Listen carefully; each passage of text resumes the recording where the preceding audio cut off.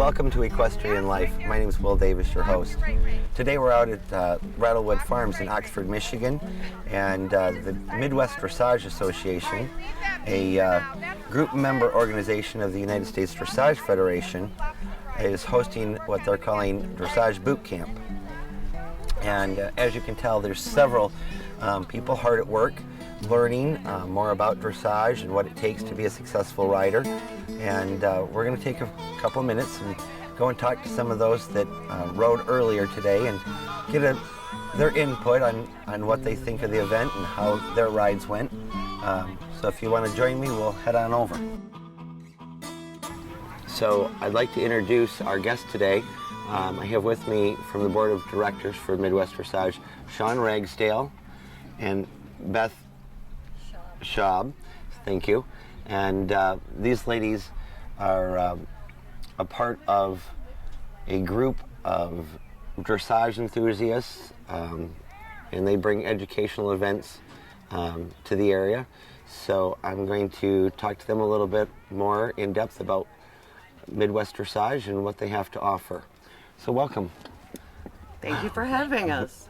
I guess the first question is, what exactly is Midwest Dressage? The organization is the membership, and our primary goal is to educate people about dressage, that type of equestrian sport. Okay. And for those that aren't familiar, what is dressage? How would you describe that, to somebody that's not familiar with the sport of riding dressage? To oversimplify, it's teaching the horse and the riders to dance together as they're working. We've often seen and heard the story of the Lipizans in the Spanish riding school. This is the beginning and subroots of those kind of skills and fundamentals. Okay. As far as the organization, how long have they been around? Is it Michigan-based, or is this a national, international organization? Basically, it's a Michigan-based primarily, but I think we have memberships in Ontario and Ohio. Okay. So we collect from all around. You pull memberships in from all over. All right. Now, as far as education, what kind of events or activities does the group host? I mean, how do you get the word out, I guess, is the best way? We have a newsletter, a monthly newsletter that has articles, talks about upcoming events that we're planning, and also publishes a calendar of dressage and other horse-related events, predominantly the dressage world, that are happening in our area, in the state of Michigan. Okay, and I see we have a couple of, looks like rings of horses going around behind us. So what exactly do you have going on today? This is great. This is the first ever boot camp that I know of, sponsored by the Midwest Dressage Association. And we brought together 4 different instructors and lots of people that have never tried this, or we're trying to educate them at the very basic level of dressage. And because dressage in itself, at the most basic level, is just really good horsemanship. So they're learning about that. And at the most advanced level, it's an art form. And so they get to learn from people that are much higher up. They can pass down the knowledge to these people, and it looks like everybody's having a great time. All right, wonderful. Now, I heard talk this morning that there was an event recently out in the Fenton area. You want to tell me what they? Oh, the Janet Foy Symposium. Okay, that's what it was they were talking about. So, what was that event? Symposium is different than a clinic like we have here. Basically, the riders are demonstration riders that the audience, the auditors, can learn from. That Janet Foy is a very famous worldwide judge and trainer, and she was the person who held the clinic, and basically everybody learned from it. in a more advanced level, basically. Okay. Okay. And I believe, Beth, you were in charge of year-end awards. Yes. So there must be some kind of a awards program. You want to tell us a little bit more about that? We actually have quite an extensive awards program. In dressage, there are many different levels, and we give individual awards for the levels. Okay. And whether they're an adult rider, whether they're a professional. Don't forget our juniors, our up-and-coming stars, and our novice and riders, which are ones that are doing a lot of learning. At the year end, we also award high scores earned at horse shows. We have a over 50 award that we give, and a number of junior awards. We have some scholarship programs, and this year we're even doing an essay contest. Wonderful. With a cash award. Wonderful. So I guess if somebody wanted to learn more about Midwest Dressage, where would they go? You know, is there somebody they talk to? Is there a website that they could access? Yes, they have a very extensive website now, and that would give you all the information basically on how to get the membership started. You can just fill out an application and you're in. All right. There's also an extensive Facebook page if you are a Facebook person, Right. with lots of updates and photographs and chatter about what's good in the world of dressage. All right. So if someone, is totally immersed in their horse and they're, let's say trail riders and they love their horse, is this something that they could do, or do you have to have a specific kind of horse to ride dressage? No, absolutely. Anybody with any type of horse can benefit from it. Okay. Now, is there an age limitation or an age restriction? No, actually, that's one of the other great things about dressage, is that you can start at 5 if you want, and I've had riders actually even just start riding at the age of 65. Wow. So, and Vi rode until she was 85, I think. So you can keep going with those. Now, All ages. Who's Vi? Oh, Violet Hopkins. Okay, who's this? Violet Hopkins and Chuck Grant were basically who made dressage noticed in the United States. They were the originals that actually helped put together the MDA. It was Vi Hopkins, Chuck Grant, Gabor Montagnier, and who else? There must have been another And one. the but nice thing is that Yeah. they're Michigan people. yeah, they're all Michigan people. Okay.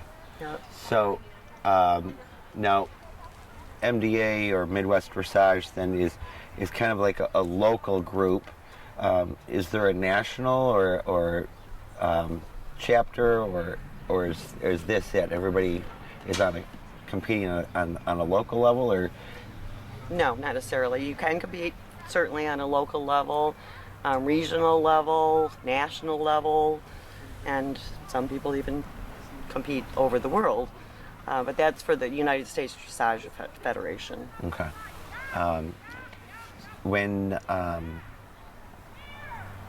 Is there anything specific that that is required of dressage?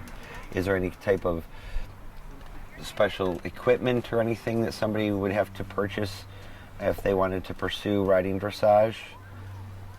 At the most basic level, I mean, it's just safety. It would be lovely to have a pair of boots. I require gloves, and we require helmets, safety helmets that have a harness now. Okay. And as you move up the levels, as your horse gets a little more specific, you would want to get a dressage saddle. And there's certainly the look of the breeches and all that good stuff. But on the very basic level, it's about being comfortable and being safe. So it doesn't have to cost an arm and a leg.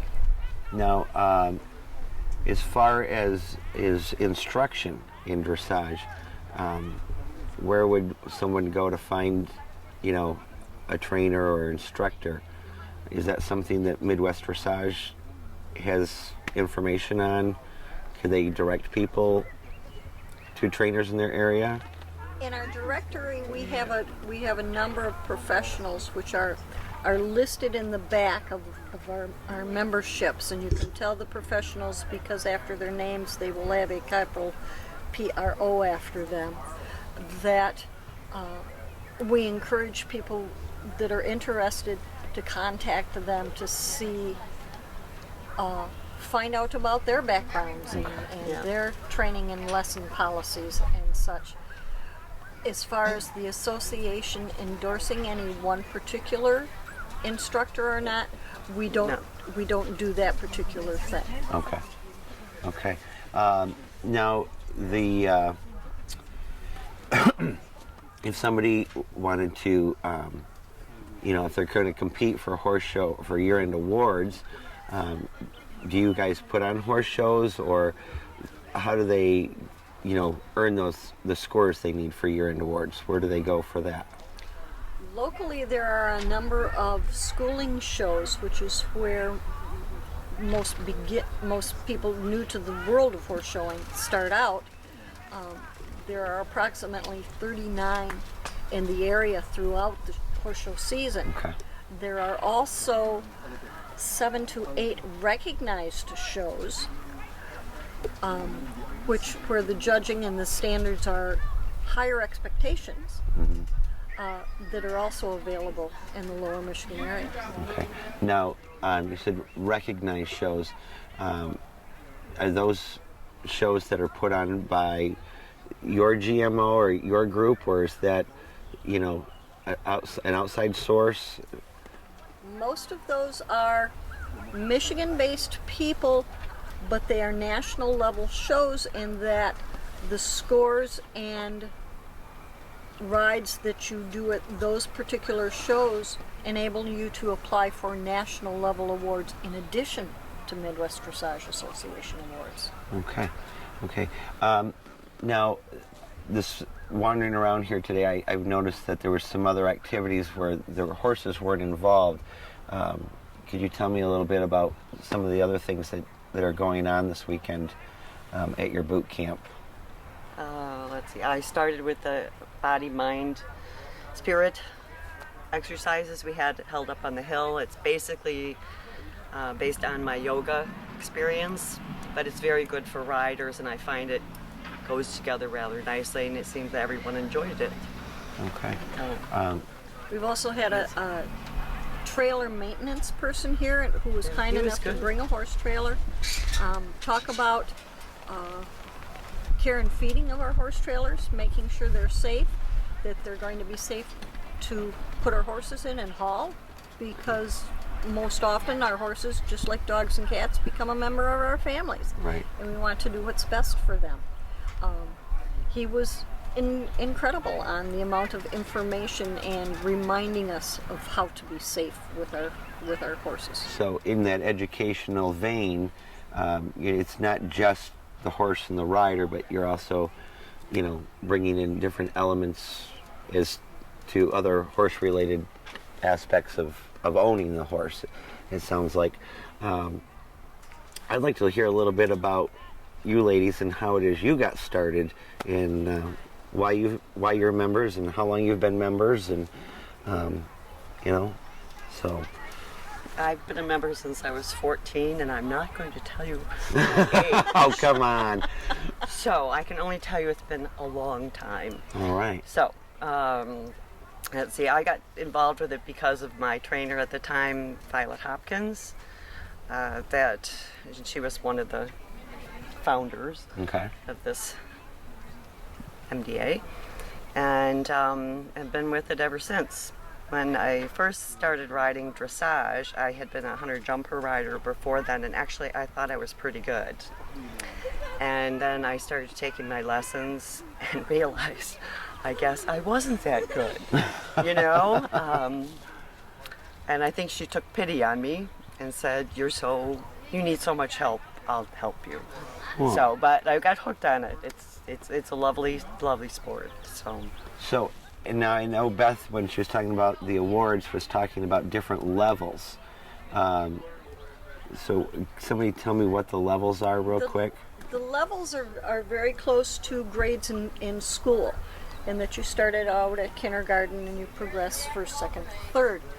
In dressage, you start out at training level and you progress through first, second, third, all the way up to Grand Prix. And Grand Prix is what you see our Olympic riders doing. If you get a chance to watch them during the TV coverage in the dressage world. So we may have Olympic hopefuls out there today. It's quite possible. Wouldn't that be cool? I'm sorry, Beth. You were going to tell us, when you joined and why you're a member. And I actually predate Midwest Dressage Association in that I was aware of its beginnings, and I've been able to see its growth through a number of programs, such as the Judges Program, which was started here in Michigan with one of our MDA people, that the USDF took over, along with trainer programs, which Violet Hopkins started, and now the USDF has also taken over. So Michigan historically has been a very important place for dressage and for dressage riders. We've had a number of Pan Am game medalists come from the state, and Olympic, or people who have been short and long listed for the Olympics in the state of Michigan. From Michigan. So we're very lucky. Wonderful. Can you tell us who's instructing or teaching this weekend? One of the gals is Tanya Grant, and she is the daughter, actually, of the Pan Am gold medalist Carol Grant, and her father was Chuck Grant. So she comes from a long line of dressage enthusiasts. Barb Sudemeyer, which I don't really know her background, really, but she has been a Grand Prix rider for a long time, and she's been known around Michigan to be a very good instructor.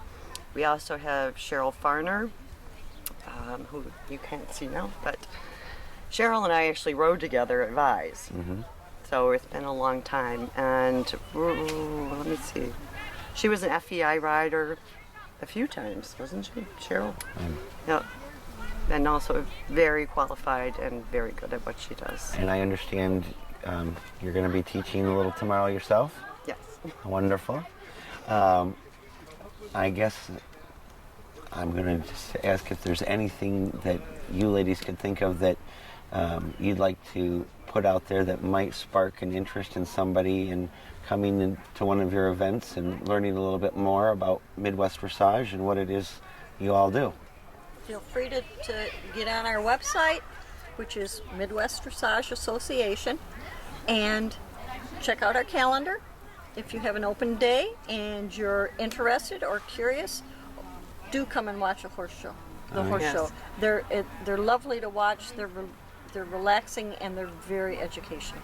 Let's see. I know this seems to be a pretty beautiful spot we have up here on this hill today. I'd like to thank both of you for taking a few minutes out of your busy day and chatting with us, and hopefully somebody watching today, will get the bug and look up that website and give you folks a call. I hope they will.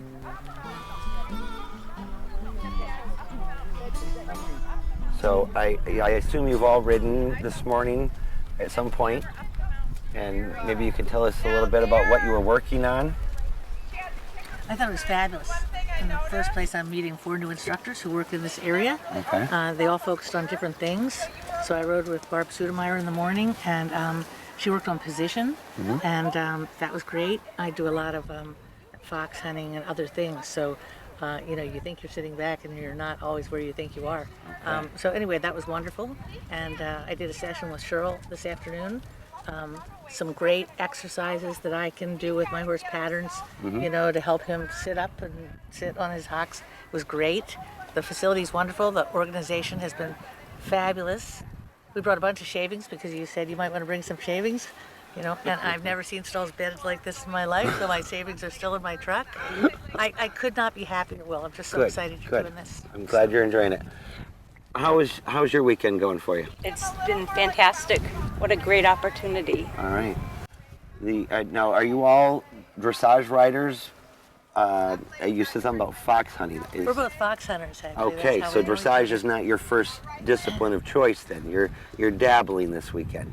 Well, it's such good basic education for even fox hunting that I have a new horse, and it's a great thing to do with any horse for rider position and for the horse also. All right. And I seen you in the ring earlier today on a beautiful black horse. You want to tell us a little bit about what you're taking away this weekend? Well, we started off with a yoga session. Okay. That was great. And everybody participated in that, and it coincided with all of the needs that we have physically for riding.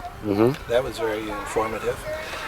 And then we had two riding sessions and two dialogue sessions. And the riding sessions I found interesting because the instructors asked us, what are your needs?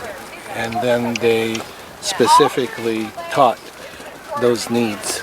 And so I found it very individualized and productive. All right. And I seen you schooling earlier today on the beautiful gray. Because I am a boarder at this lovely facility, and it's been just so educational to watch so many different riders and different kinds of horses, different styles of riding, all getting together for a fabulous weekend of learning. Great, great. So, not to put anyone on the spot, but I'm going to assume that we're all in the adult age bracket. Absolutely. I'm very pleased to see that we're all still in the saddle and riding. You know, most people think of riding and they think of little kids. Is this something that you would encourage Absolutely. people in later life to I take have it up? a little story about that. My grandchildren asked me what I was going to be doing this weekend, and I told them that I was going to a camp. And they said, well, you're going to be teaching at the camp? I said, no, I'm participating. Grandpa, you're a camper? I said, yeah, I'm a camper. So, which pointed out to me, because I hadn't thought about it, that everything is possible at any age. You just have to have the will and the motivation to do it. I recently had seen a sign that someone had up in their tack room, and they said, today is the youngest you're ever going to be. Yes. You know, and I thought about it for a minute, and it's like, wow, you're so right. You know, I'm not going to get any younger, so if I'm going to do this, I better do it today. So, you know, congratulations and kudos to you guys, you know, for being out here and furthering your education. Thank you so much. We'd like to thank Will for putting on such a beautiful, Yes. well-organized event.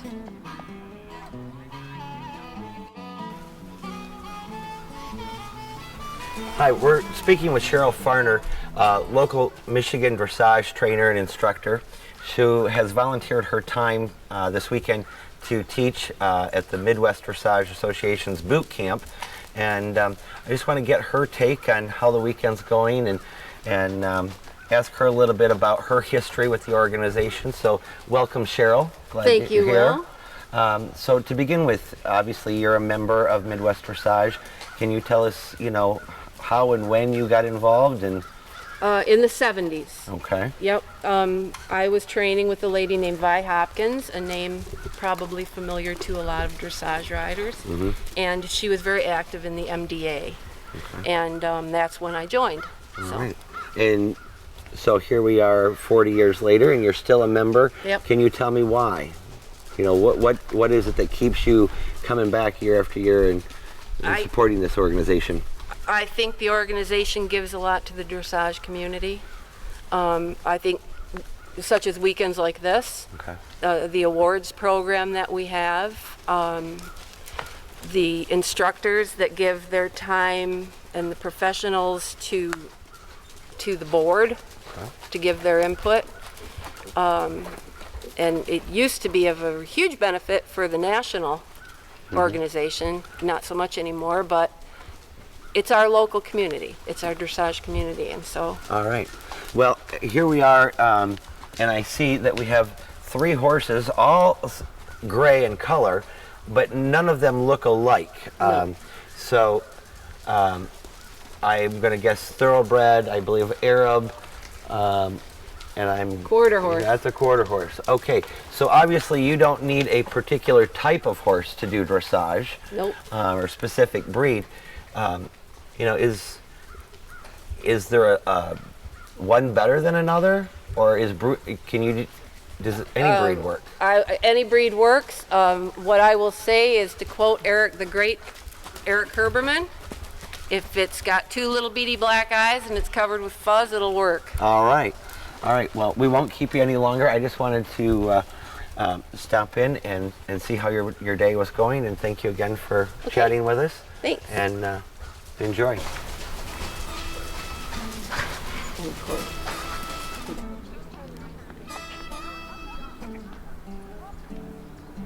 Well, as you can see, Midwest Dressage is an active group with plenty of activities going on, and I encourage anyone that has an interest in horseback riding, horses, you know, whether you're new to the sport or you've been riding your whole life and you'd like to learn a little bit more, check out their website, midwestdressageassociation.org. And I'd like to thank you for joining us today and invite you to look us up in the near future. Again, thank you for watching Equestrian Life. I'm Will Davis. Until next time.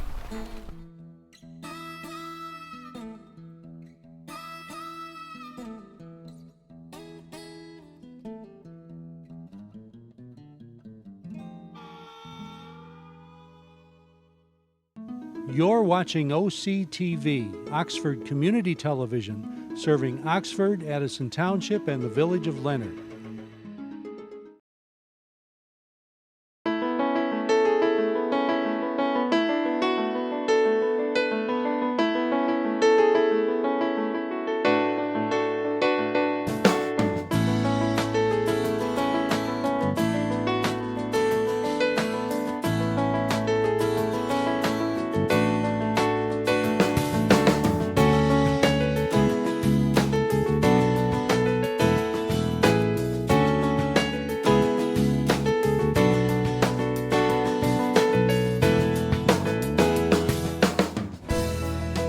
At Oakland County Parks and Recreation, we value what you value: family relationships, community connections, good health, environmental stewardship, and economic stability.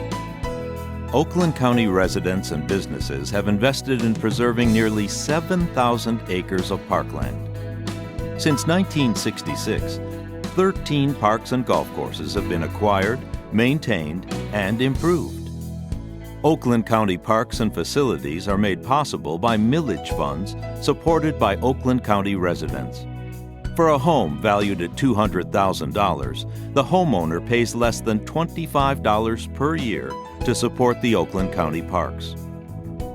With every generation, families create lifelong memories at Oakland County's award-winning parks. From exciting summer escapades and stories around the campfire to brisk fall walks on wooded trails and snowy winter outings, the outdoors beckons year-round. It's time to get up, get out, and get going at the Oakland County parks.